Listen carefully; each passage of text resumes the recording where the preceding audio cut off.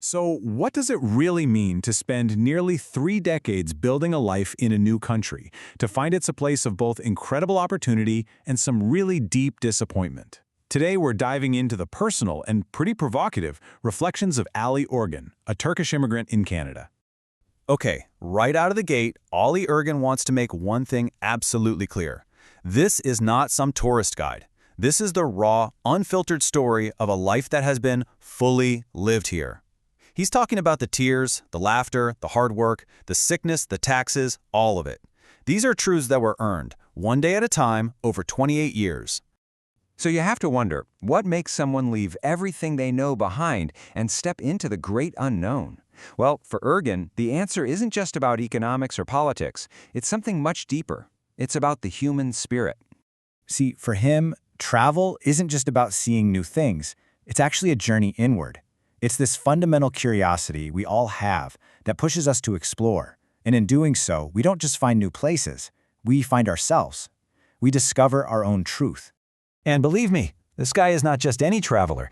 He calls himself a world traveler, slightly crazy, who's seen something like 60% of the world's countries. So when he talks about Canada, his perspective is built on this incredible global foundation. He's seen what else is out there, which makes his insights so unique. I mean, what a beautiful way to put it. He uses this amazing metaphor for his life before settling down. He's saying he wasn't just some passive tourist looking at things. No, he was in it. He was the ladle, stirring the pot, mixing things up, and tasting everything the world had to offer before he chose to finally put down roots. So, after a whole lifetime of exploring the world, what did he actually find in the one country he chose to call home? Well, this is where Urgan's story takes a really sharp, critical turn. He starts to peel back the layers on that postcard perfect image of Canada. And he starts with a pretty explosive claim. He gets right into the topic of professional qualifications. He basically argues that Canada has a system that, whether it means to or not, ends up watering down the skills of the very people it invites to come and build the country. And he gives a personal example that really hits home. A professional license from Turkey? Nope, not accepted. But one from the US or the UK? Sure, come on in. For him, this isn't just some annoying paperwork. He calls it shameless and unjust. It feels like a fundamental double standard. And his critique doesn't stop with professional life. It broadens out into everyday culture. He starts to feel like there's this whole layer of craftsmanship and skill just missing from Canadian society. Now, this might sound kind of funny or even trivial, but think about it. For 30 years, the man couldn't get a decent haircut. For Urgan, that's not just a minor annoyance. It points to a much bigger issue, a society that, in his eyes, is missing that deep-rooted culture of skilled artisans. And from there, he paints this picture of a society that he feels has become really homogenous, kind of disconnected. You know, from the fast food everyone eats, to the computer music that doesn't stir the soul, to even the way people have balconies but never seem to use them. He sees this pattern of sameness and disengagement everywhere. And to back this up, it's not just a feeling. He points to numbers he remembers seeing in the local paper, a huge reliance on fast food, and voter turnout so low he says it's practically crawling on the ground.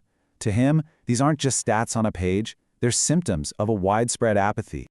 So, what's the result of all this, in his view? Well, it leads to a society of individuals who are basically living in their own separate bubbles, fundamentally disconnected from each other and from any real sense of community. Wow, this is such a powerful observation. He's saying that this deep nostalgia people have for these rare moments of family connection, it isn't just a sweet memory. It's actually a sign of how lonely modern life is, where those moments are the exception, not the rule. But here's the thing. While Urgan is pretty critical of many parts of Canadian life, he finds this incredible strength and vibrancy in his own Turkish heritage. And this is where he draws his sharpest contrast. And the contrast he paints is just stark. On one side, he describes Canada as this uniform, herd-like state. And on the other, he sees the Turkish spirit, which he describes as this colorful, hardworking, and really positive force no matter what country it's in. And he wants to be clear, this isn't about some blind nationalism. He says this comes from his own observations of Turkish communities all over the world.